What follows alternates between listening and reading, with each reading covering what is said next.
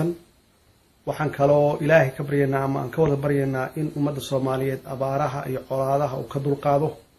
oo ummadda Soomaaliyeed waalaha ah uu tuso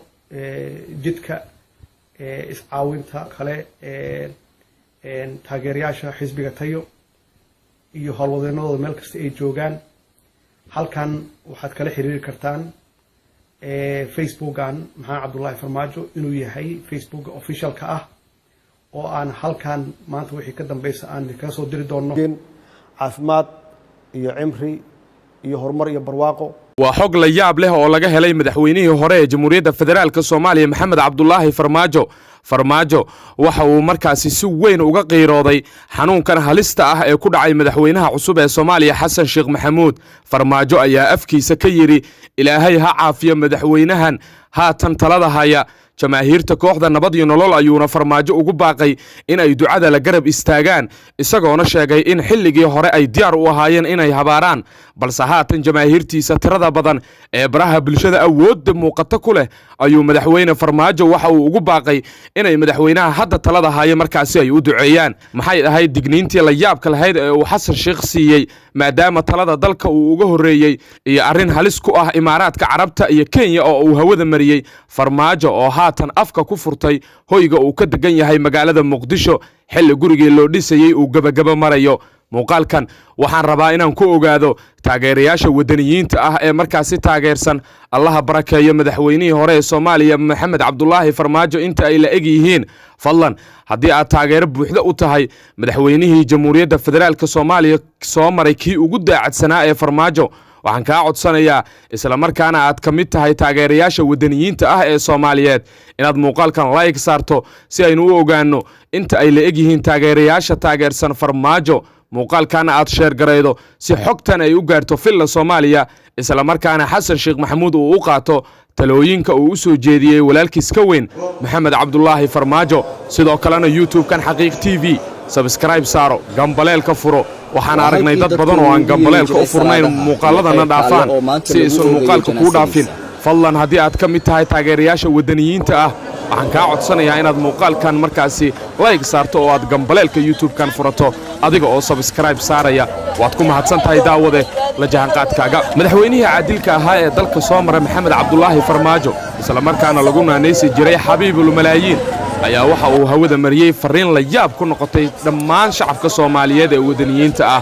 Farmaajo oo goordhow hoyga uu ka degan yahay magaalada Muqdisho ka hadlay ayaa waxa uu sheegay arin la yaab leh oo markaasi ka qarsoonay dad badan madaxweyne Farmaajo ayaa digniin la yaab leh waxa uu hawada u mariyay kooxda Imaaraadka Carabta iyo sidoo kale Kenya oo wadanka Soomaaliya ku soo duulay madaxweyne Farmaajo oo ahaa madaxweyne daacad ah isla markaana dalka xasilooni iyo markaasi horumar ku soo kordhiyay ayaa waxa uu markaasi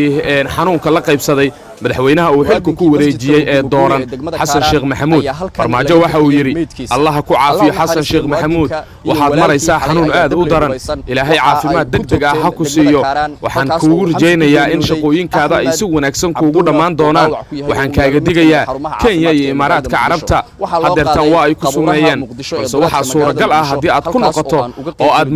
aad isku daydo inaad shacabka Soomaaliyeed qiyaanto in markaasi ay nafta ku dhaafin karaan sida waxa yiri madaxweyne Farmaajo oo xog la yaab leh ka baxshay markaasi xaaladda dalka halka ay marayso madaxweynuhu waxa uu sidoo kale jamaahiirta tirada badan ee markaasi baraha bulshada ku xiran ugu digay in aysan habaarin madaxweynahooda cusub waxa uu jamaahiirta nabad iyo nolol Farmaajo ugu baaqay in ay ducada hawada u mariyaan madaxweynaha dooran Xasan Sheekh Maxamuud oo haatan xaaladiisu caafimaad ay halis markaasi ku jirto isla markaana kooma ku jiro sida aynu ku helayno wararka inaga soo gaaraya filla Soomaaliya oo xarunta dalka looga arrimiyo Xasan Sheekh Maxamuud oo ah madaxweynaha hadda talada haya isla markaana bedelay Xabiibul Malaayiinkii ay ummaddu jecleed ee Farmaajo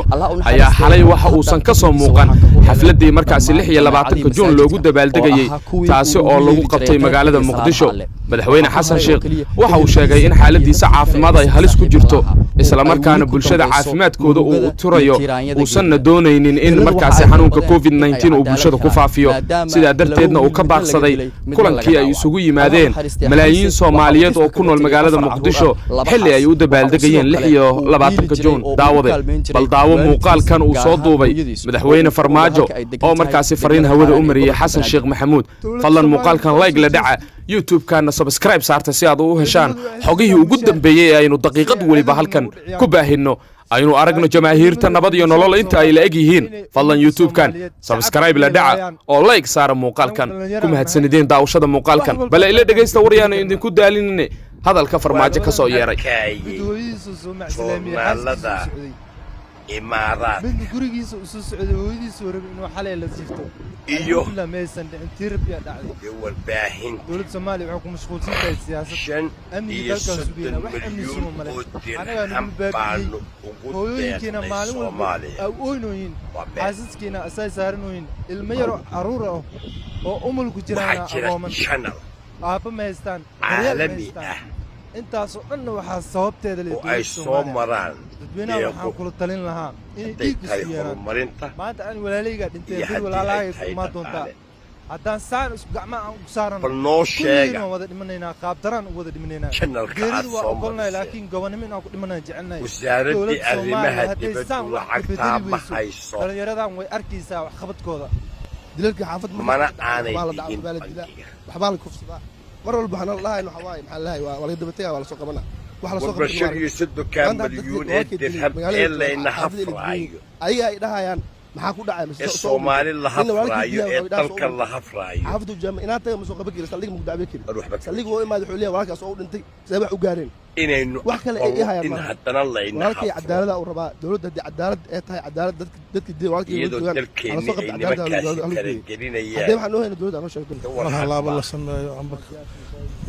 وحاصل وشو ساعات وباهي وحبك كمتينا وحدة وإذا كمان باهن سكدا ولا لي شو كان راهدنا لا شيء وده ما كانوا كنا ساسوا هذا ودعينا وأنا كنت كنا وأنا وقرأ آخرنا قبل سنة على واسعي أنت شو حاضر على ودن بدافع marka Soomaaliya musiibadan way camimtay ha ahaatee haddana waxaan ka codsanaynaa dhammaan shacabka Soomaaliyeed iyo nimanka ul amarka ah oo xukuumadda ah oo amaanka sheeganayo isku haysta amaan baan sugaynaa amaan baan sidaa yeelaynaa ilaahay baa amaankeena sugi kara ilaahay baan cadaaladda ka sugaynaa cadaalad ma jirto marka waxaan ka codsanaynaa dhammaan shacabka Soomaaliyeed in ilaahay horta uu raxmad soo geliyo oo isjeclaysiiyo insha Allah kuwana ilaahay u naxariisto saaxiibkeena Allah u naxariisto gacanka xaq daran ee nimankii la oran jiray Soomaaliyeed waxa ka codsanayna in ay gacan bir ay ku soo qabato dadka xaqdaradaas ee saaxiibkiga iyo midka labaad saaxiibkiga waan qaranaynaa inta goonida ay tacsiinaya marka waxaan rabnaa dawladda Soomaaliyeed inay wax qabato arrimahan macnaha ka socdo dilalka iyo dhac iyo boobka oo markaas xaafadaha noogula sameeyo caruurtii ayna hatta aan soo gadi karin maxaa la hal tumin oo sokora ay soo gadi karin oo jidka loo taagan yahay ciyaal madilay ay jidka u taagan yihiin oo madila gelinayo kasta uu haysto gacanta uu ku wata laga qaadanayo antaas dawladda Soomaaliyeed wax ay ka qabanayso ra'iisul wasaaraha madaxweynaha Soomaaliyeed ciidamada taliyaasha